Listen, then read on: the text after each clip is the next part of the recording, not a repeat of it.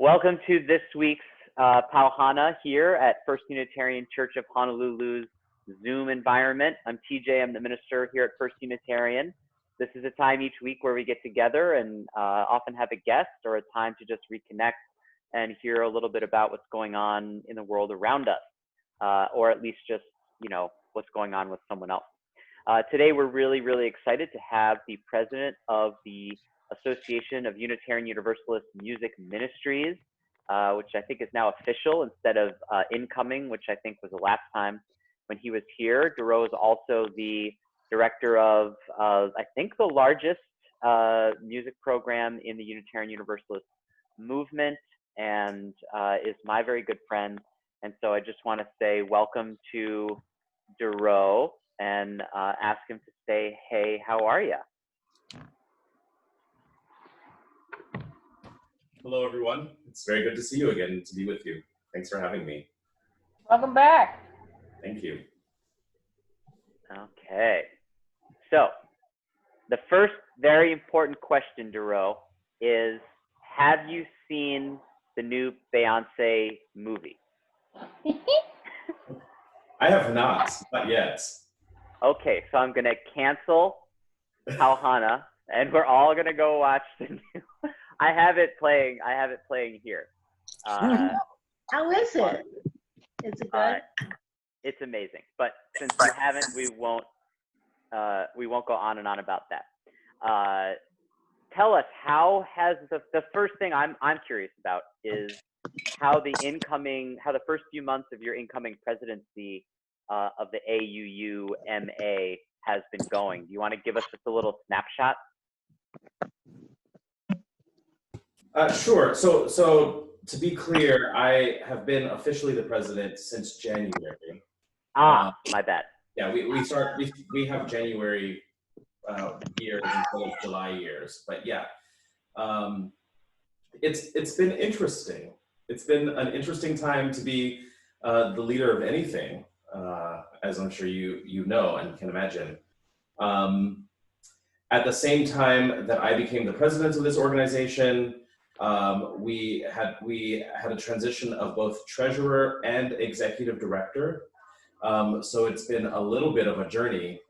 Three of the top staff people, or three of the top leaders, changing all at the same time. But it's been good. We've been doing good work. We've been fighting the man, as one might say. Well, the question is it really the man, or it's not? It doesn't have to be just one gender, from my understanding of how things have been going. Do you want to tell us what fighting the man has looked like for you and the AUUMA, DeReau? Sure. And my understanding is that if it is a good or neutral thing, it can be many genders. But if it's a bad thing, it's almost always a man. Cheers. Yes. So preach, but please, yes, go ahead. Well, much of the journey that we've been on this year has been around. Well, there've been a few things. So some of the good things that we've been doing is trying to equip music leaders in churches with how to deal with the pandemic. Dealing with trying to equip choir directors who can't have choirs to still have viable ministries. So that's been a lot of the work we've been doing lately. Earlier this year, a lot of our focus was around a conflict that we have with the UUA General Assembly Planning Committee. So we've been sort of,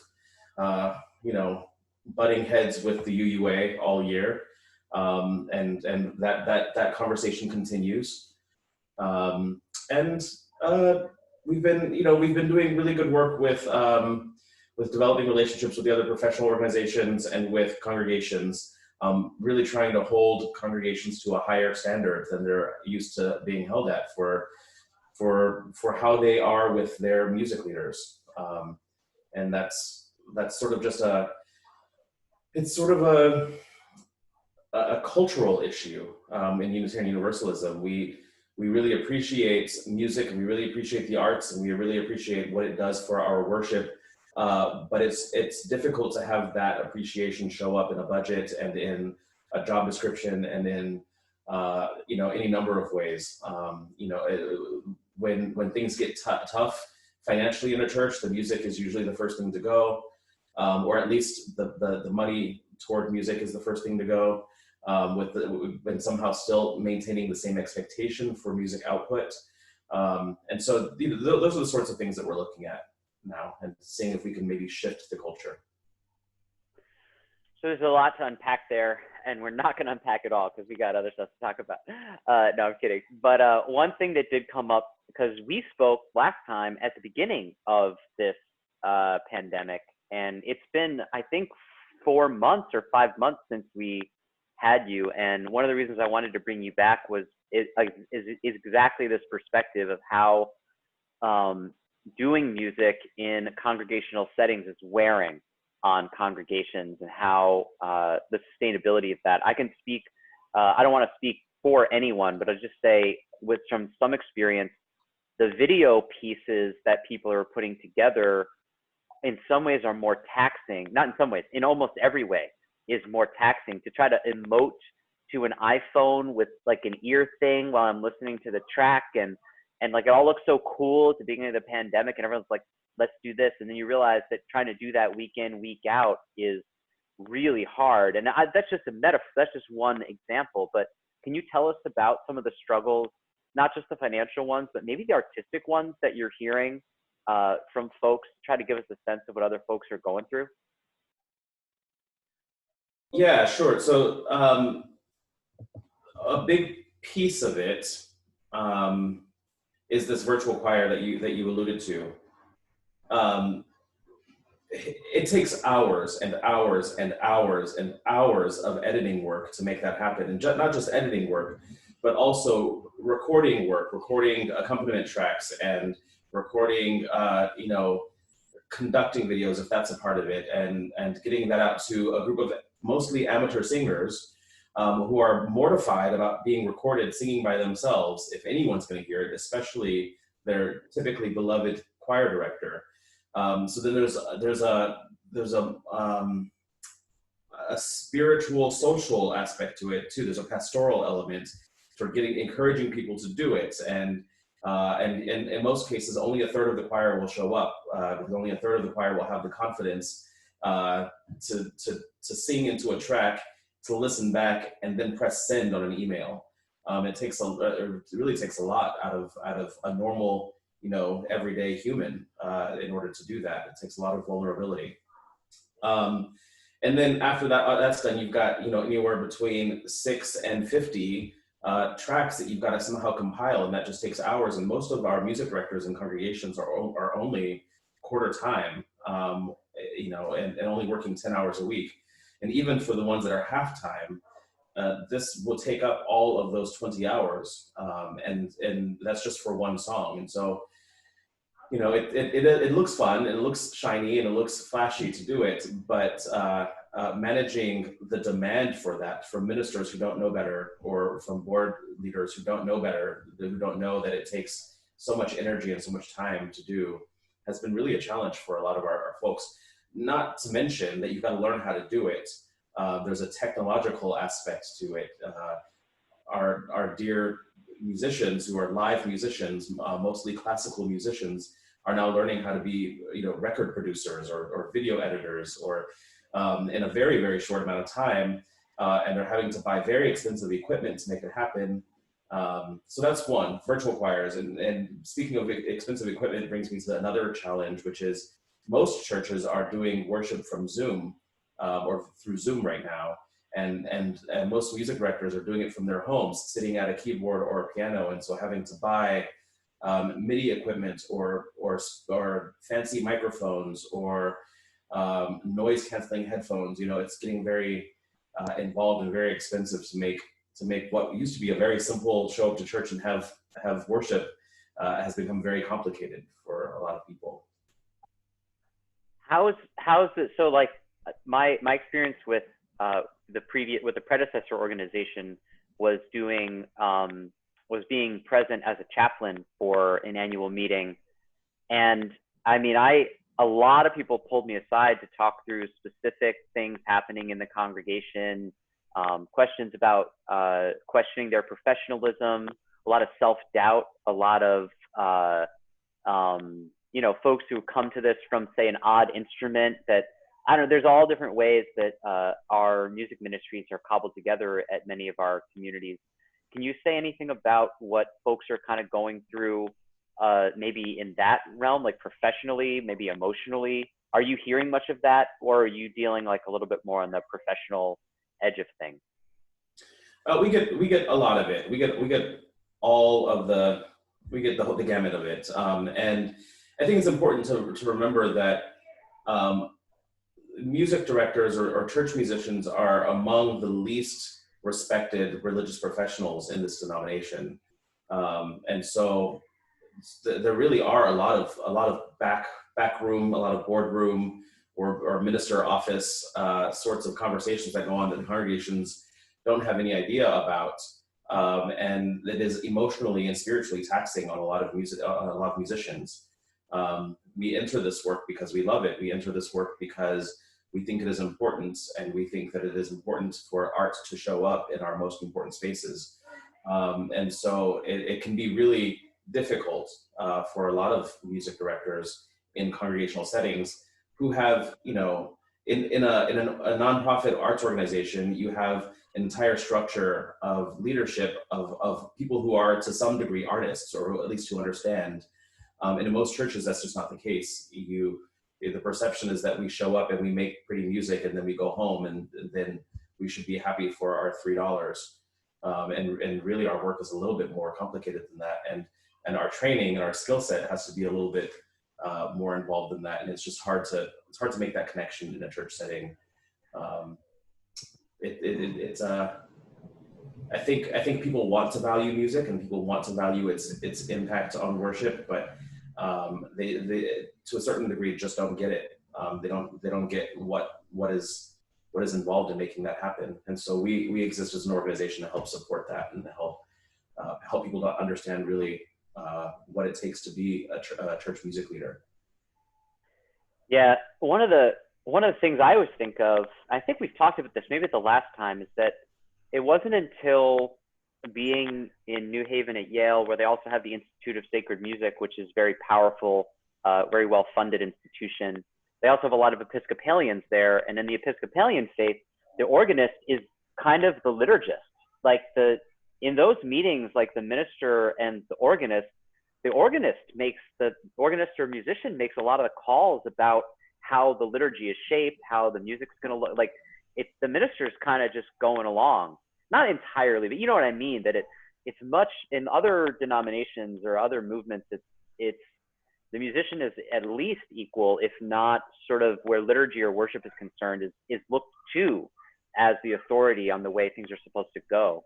Because so much of their worship is tied together, but the bits and the pieces and the refrains and all these kinds of other elements of worship. And I don't know what training at any of the UU seminaries is like, but something tells me that is not the way that that ministers are trained. Is there am I wrong? I mean, is that like an accurate feeling that you had growing up, or like in your church experience? Yeah, that is accurate. I'll tell you the way it was described, the best way that I've heard it described to me in terms of how God intended for this to work is that, the people will build the house, and it's the minister's job or the clergy's job to maintain the house and to pay the bills, right? And it's the music director or the organist or whoever, whatever your structure is. It is our job to paint and decorate the house and to keep that looking good, right? And so often in Unitarian Universalism, you get ministers, not speaking about UTJ, of course, but often let it rip. That's all right. You get ministers who want to build the house, and they want to maintain the house, and they want to paint and decorate the house. And they sort of envision that everyone around them is sort of a minion to help them in their efforts. And that's just not the way it was intended to be, as far as I understand. It was really intended so that the people would build the house, the minister would maintain it, and the music director would decorate it. And as long as we understand those roles, worship and church can really work really well, and with an appreciation that all of these roles require that everyone is an expert in their field, right? Which is a whole other conversation. Sometimes we hire music directors that are just not good enough at their job, frankly. I hear some longtime Unitarian Universalists laughing in the background, but this is great. So one of the things, I think I might have shared this last time, I'm going to share it again, but one of the most formative experiences I had in early ministry was not getting my sermon subjects into DeReau in time at the church where I was working with him, and him choosing the music. He's like, well, this is going to be the music. So I had to preach to the music instead of like the other way around. And it was every single minister should do that for 6 months, in my opinion, or longer, because now and this is a little inside baseball for the folks, like peel the curtain back about how things work at our church. If the spirits want to sing something and someone's got something ready to go, I'm like, send it, we'll make it work. And a lot of times I'll change my sermon, or I'll work that into the sermon to make, so when people wonder why worship sometimes feels cohesive for us, like all the pieces go together, I didn't just pick all the pieces. Like the artists that are working together have something they want to show, or they've prepared something. And I craft the sermon to hold that piece for you, for the congregation, because that is that is the group that matters. I mean, we all matter, but like presenting what is best is what matters. And I think if people have the humility, and I'll just say that word of humility, and that might be what it is that we're getting into, or trust, which go hand in hand, humility and trust. I feel like the worship experience at our churches would be better. I know I'm just preaching to the choir here, literally, but what do you think, DeReau? I fully agree. Yeah, that's exactly it.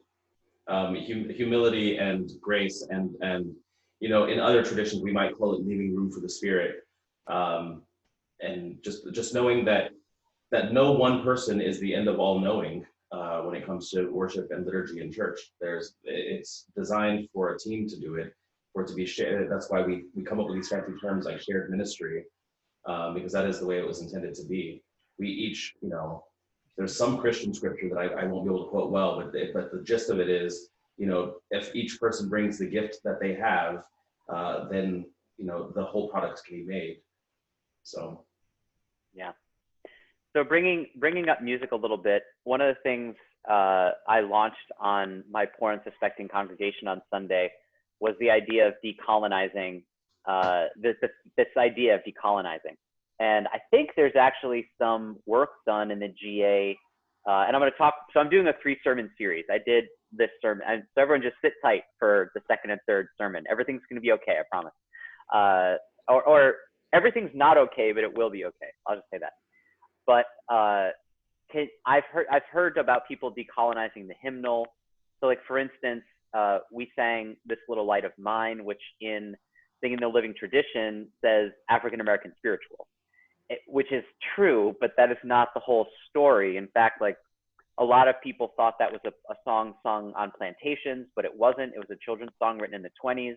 And then Fannie Lou Hamer sang it from her jail cell during while being arrested for trying to vote, heaven forbid. And so it has a story that goes with it. And that's not the only way to decolonize the hymnal, but is this something you've ever looked at, thought about, or can say anything about? Not just the hymnal, but worship in general. But that's one thing that kind of came to mind. So.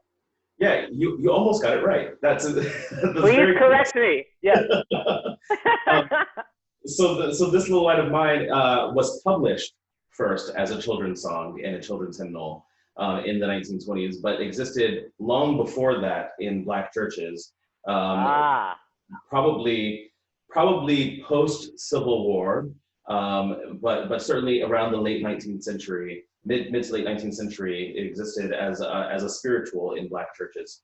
And as was the custom through the 1910s, 20s, and 30s, and even a little bit into the 40s, these Stamps and Baxter and these other like church sort of white church hymnal makers would go around and listen to the Black churches and figure out what was going on in them, and publish the music in their hymnals, and sell them that way.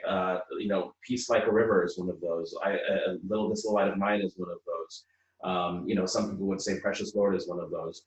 So it's just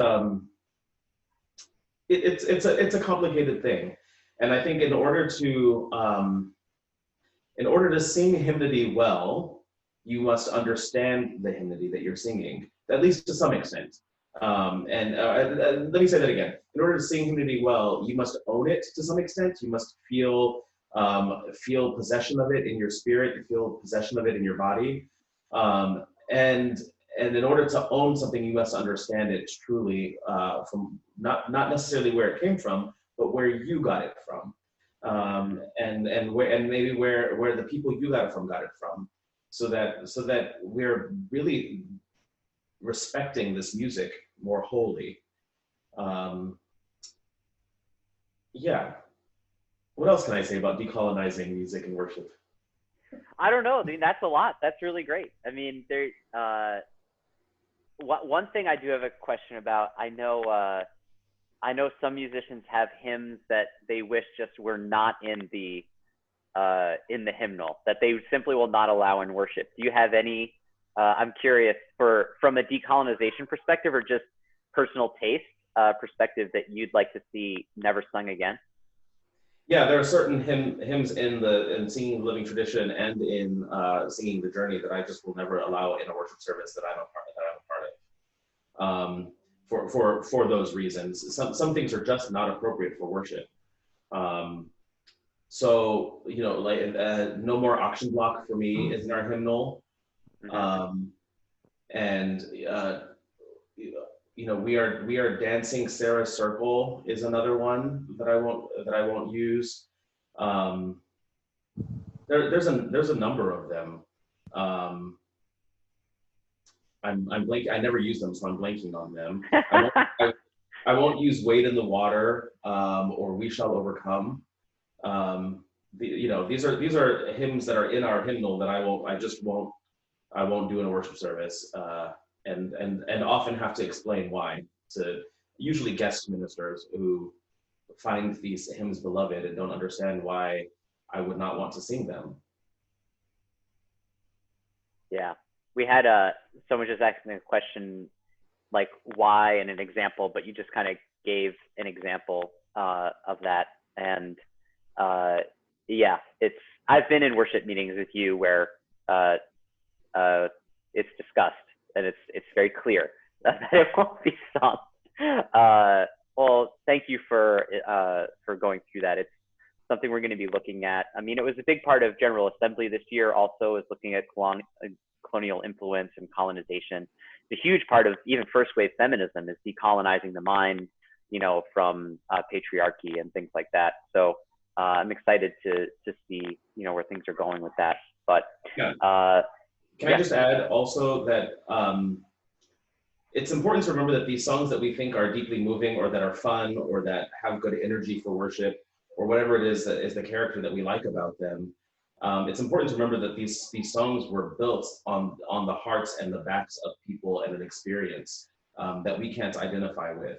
And so, it is not appropriate for us to sing these songs in worship refocused on our own experience, because our own experience in most cases is minimal compared to what these people historically went through and why these songs came to be.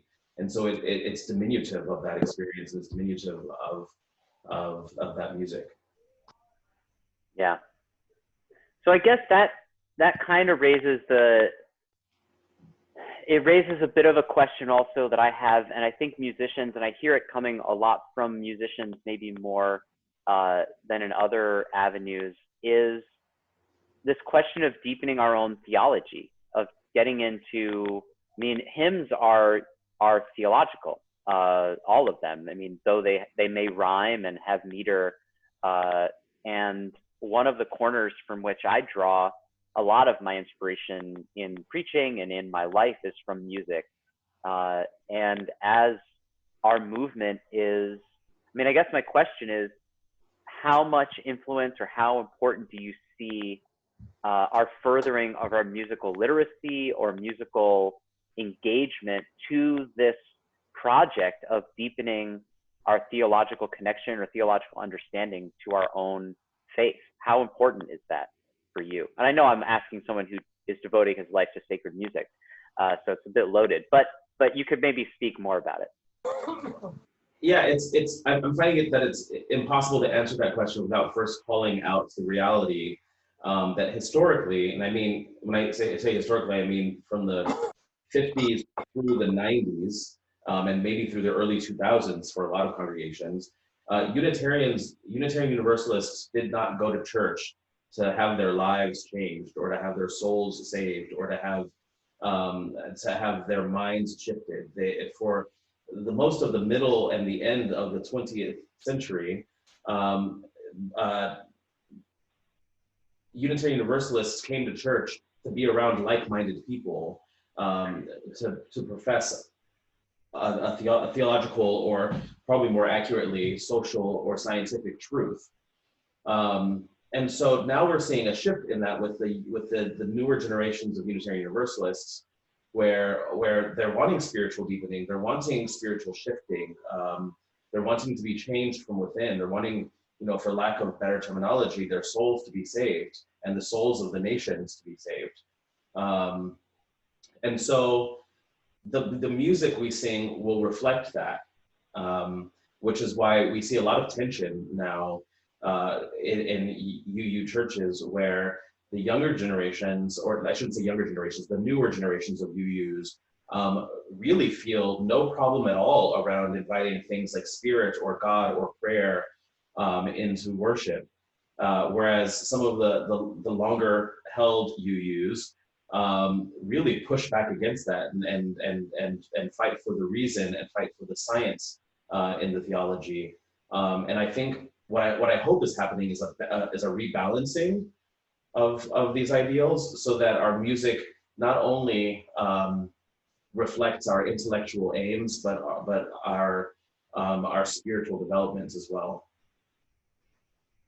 Yeah, I was at a friend's house over the weekend, and they really wanted me to play the Hillsong song, He Stands Me on the Oceans, or on something Oceans. It's a beautiful song, like stunning. And this friend of mine sang it and everyone was crying. It was like very emotional. And I was just like, I don't think we should sing that song in worship necessarily, but and these were younger friends. These were friends in like 20s and 30s, who are deeply connecting to what I might call, I think there's a part of me that wants to call it emotionalism, but it's also real religious experience, and that balance between what's emotionalism and what's religious experience. We're getting into a little Schleiermacher here, but that's kind of the difference that I think we're talking about here, right?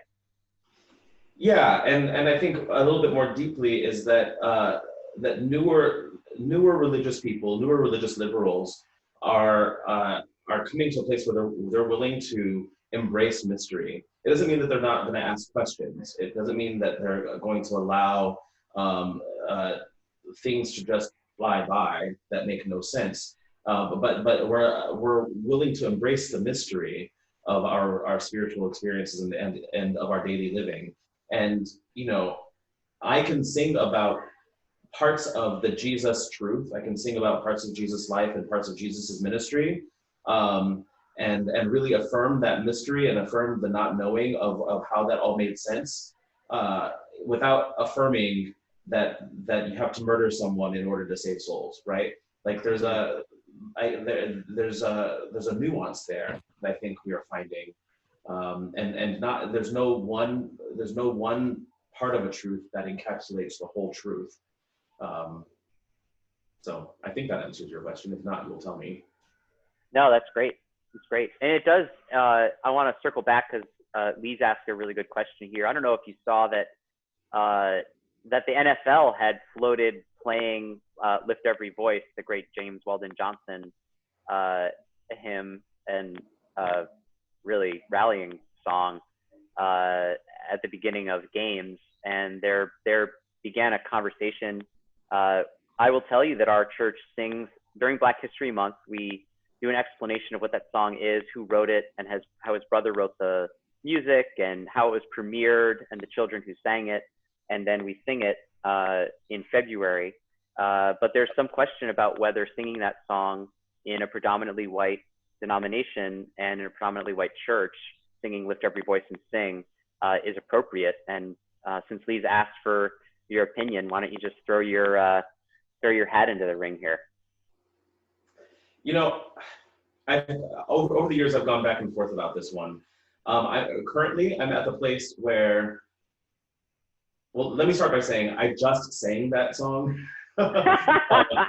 There's a congregation in Orange County, California that asked me to record it and sing it for them, and I decided to do it without asking any questions, which is not usually how I do things. But I decided to do it because the music director is a friend and I trust her, and it was fine.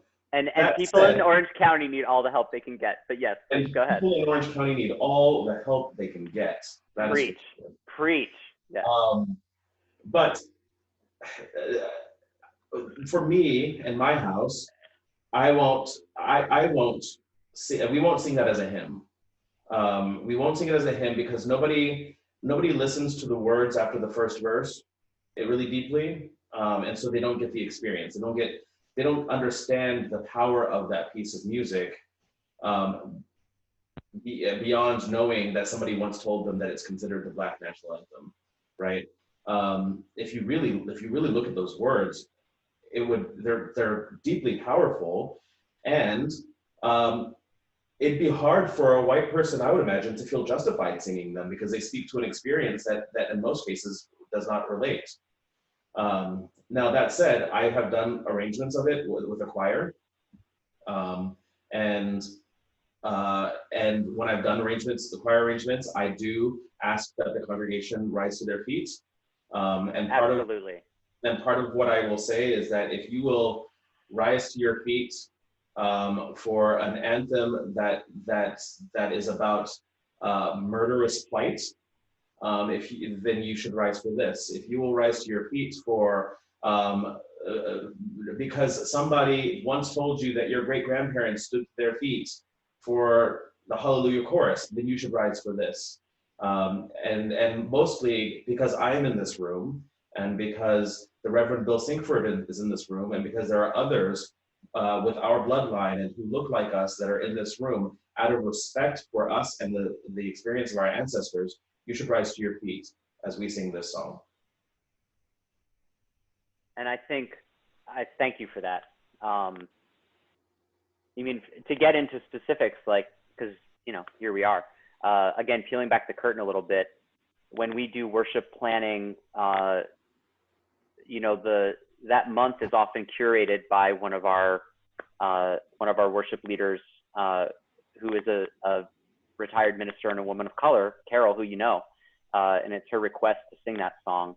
And I think we could probably do better in the way you've just framed it, in presenting really what it is, what the power is. If it comes to pass again that we do, I think we can do it better based on that. So I want to thank you for the generosity of spirit and sharing that. There's another hymn question. We're just going to do hymn questions here. My favorite. We could just do that for the rest of the time. I mean, we'll just dork out about hymns. No, I have some other things I want to talk about, but one person did ask if you don't mind, explaining some of why Sarah's Circle is a song you don't think is appropriately in the hymnal. Ooh, I will do this. You don't have to. If you'd rather. I recognize that I don't have to, but I do want you to know that I did get into some hot water over this very conversation about 3 years ago, and so we'll have the conversation. It's fine. Okay, we are dancing. Sarah's Circle is a recast, a lyrical recast of We Are Climbing Jacob's Ladder, right? And We Are Climbing Jacob's Ladder is a spiritual that takes like many spirituals, takes a scriptural image and applies it to the developing progress of the freedom of the ever developing progress of the freedom of Black people in America, right? So that is the specific purpose of we are climbing Jacob's ladder. Well, some women, not unfairly, didn't like that Jacob was considered a boy's name. Now we know that gender is not a thing, but back then we didn't know that gender was not a thing, and some women didn't like that Jacob was a boy's name and decided to change all the imagery into a more feminine energy or imagery rather. We are dancing Sarah Circle, which I think does a number of things. First, it completely negates the purpose of the spiritual as it was created, right? It colonizes that spiritual in the sense that it takes away from that experience, that experience, and creates a different experience that is more suited to white women. And further, I think it disserves women. I think it disserves women to believe to believe that they can only sing songs about dancing in circles. You know, why can't women climb ladders? Why does it have to be if it's a man, why does it have to be physical labor, and why if it's a woman does it have to be dancing in circles? So that's you know, that's a third thing. Also, I just think it's not very well written. Yeah. So that brings me to a really I had a directing professor in college who said, to be a director, and it's similar, I think, to be a worship leader, she said, you need to have good taste. It doesn't have to be yours. It just has to be good.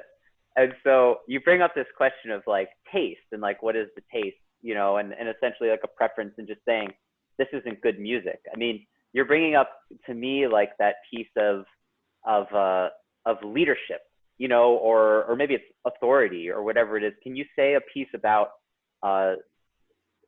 authority for musicians? And I know we've talked about the struggles they've had, but sometimes I find that when I'm talking to musicians, when I was as a chaplain, and I've stayed in touch with others, that them claiming the authority as the musician in the room, the person trained in this in the room, sometimes actually has some benefit for them, you know, in dealing with the situation.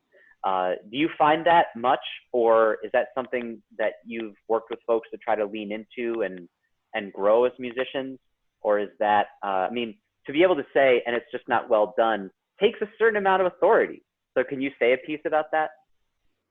Yeah, I think when churches hire, and I think I said this a little bit earlier, but when churches hire a music director or a music leader, they need to think about it in terms of hiring an expert in that field, an expert in that area, and somebody who is qualified to be a co-creator in worship with ministers and with religious educators. So I think that's the first perceptive change or perceptive shift that needs to happen. But also, musicians in most cases go through years and years and years and spend thousands of dollars in training to do this work. You know, programming and making music and understanding music from a scientific and from a historical perspective. We spend a lot of money and a lot of years understanding how to do this work. And ministers get zero music training and zero hymnody training, which just astounds me, in seminary. There's no work around, I mean, most of the work around worship for seminary, and TJ, correct me if I'm wrong, but most of the work around seminary is about how to write a sermon and how to deliver a sermon and how to study for a sermon, and but not any of the other pieces, you know, in most cases. So really we're hired to fill in that artistic gap, and we should be allowed to do that, and we should be, you know, churches should hire people that they trust to do that. If it's a matter of you don't trust your music director to show up in that way, then you should get rid of your music director and find somebody who you do trust in that way. Yeah, we just had a talking about hymnody. I will say in divinity school or in seminary, hymnody is an elective and you can't even take it until like the second or third year. Mark Miller, though, is an adjunct faculty member at Yale, and he teaches amazing. So it's not hymnody in that way, but like his classes, he teaches keyboard skills with no training. He's like, I mean, he's a magician, so I mean, literally, like he makes magic. And so you can take from the great Mark Miller, like this kind of experience. And so unless you get involved in his group, yeah, you're not really doing much hymnody, even at Yale, unless you're in the Institute for Sacred Music. And I'd say Yale is one of the more musically adept, maybe the most of all the seminaries. So that's saying something. Yes. So I had to have a whole other degree in music before in order to do that. Anyway, but what I wanted to kind of come to, I got all off track on the hymns again, and we were talking about. Oh yes, we did a wonderful. Beth Byers, one of our members, maybe a savant at creating questionnaires, but did a music survey that was extremely incisive for our music ministry, and asked a really good questions, nuanced enough in a way to really get at the kinds of preferences that this congregation has for music. And one of the things that I will never forget is more than 80% responded that they love singing the hymns. You know, I mean, that was really one of the universal experiences, and it made my heart break a little bit because we can't be together and sing hymns right now.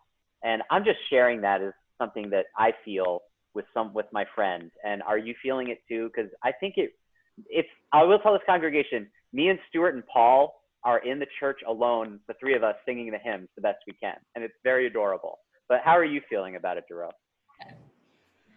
Well, so I will always say through my career that hymnody is the most important thing that I do. I spend much of my time on the hymnody, even though I run a gigantic music program with lots of ensembles and I have a big staff and blah, blah, blah, blah, blah.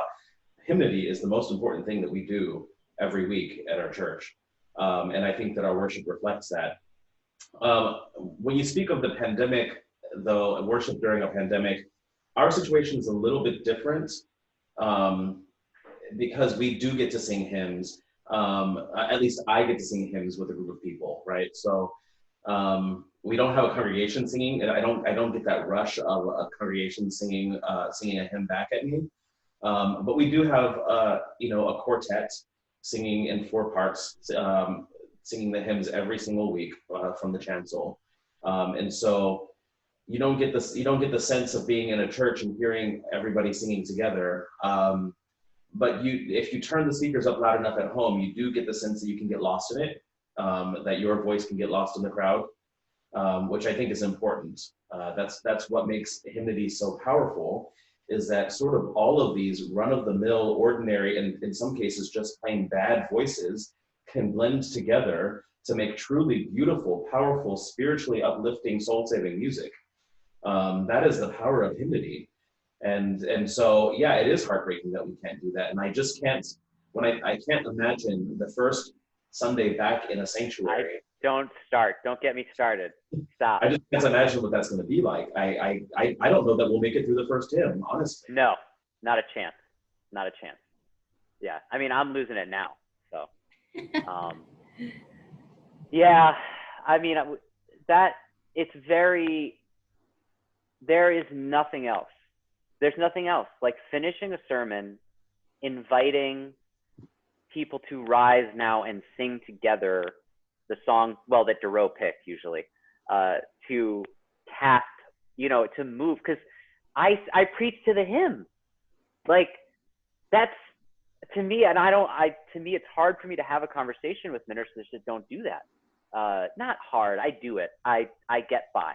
But I mean, it's like, why wouldn't you want to launch or to move gently into wherever it is we've decided to take folks? Someone once told me they were surprised how much manipulation goes on behind the scenes in worship. And I was like, oh, it's much more than you think. Much more. But yeah, I mean, yeah, that experience that you're talking about is, I mean, it brings me to you shared with me, you fixed one of our hymns. I mean, the harmonies, the voicings are so much better And can you say something about, I mean, you clearly it's a passion. Like, can you say something more about not just, so let me, two things. The idea of hearing just the quartet sing every single note right where the composer or the arranger wanted it to be must be amazing, first of all, must be really fun. And so can you say something about your desire or your passion to improve our music and to make it more, well, your arrangement of that hymn to me was both more sophisticated, yet more accessible. So can you say something about that? Like, to me, it just felt so much warmer, but I knew melodically and harmonically, it was more complex. So can you say something about that? Yeah, maybe. Do the people in the room know what we're talking about or no? No, you should tell them. So. Okay. Well, can I go to the piano? Is that okay? Please. Okay. We would like nothing more. I've turned off the lights. Sorry. I'm gonna welcome to my home. That's my home. I was showing them my home before. It's okay. What TJ's talking about is love will guide us.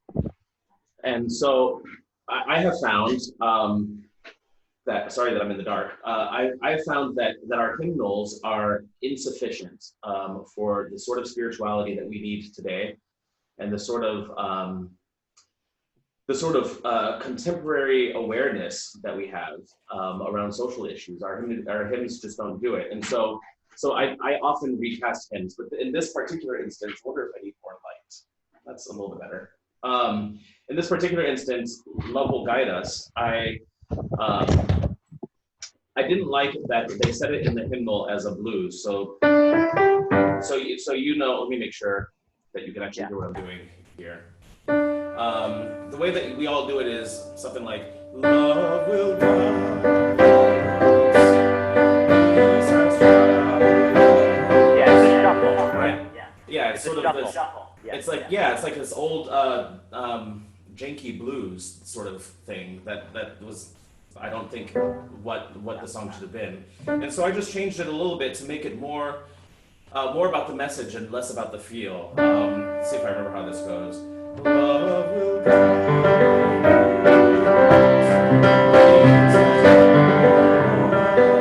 sorry, let me try that again.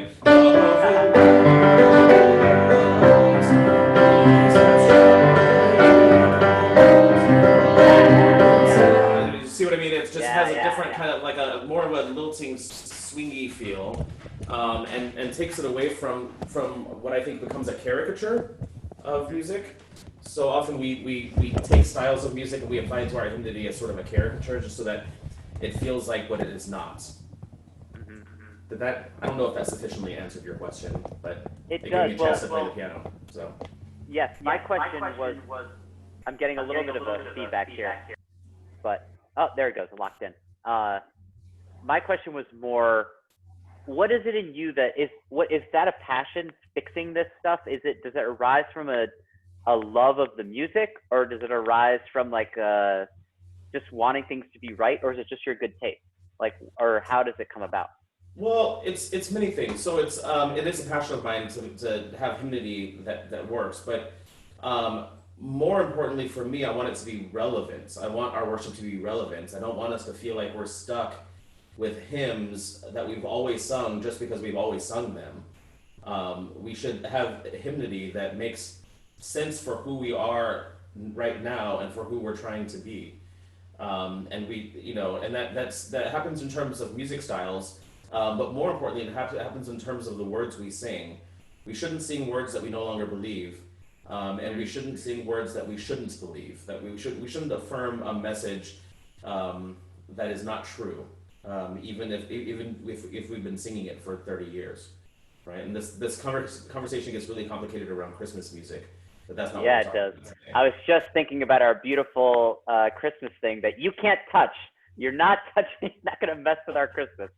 I will just say, and I don't want to answer it for her, but someone asked when you were talking about the blues shuffle sort of feel, and then you said, and then the singing it as a hymn, you said it feels like what it is not.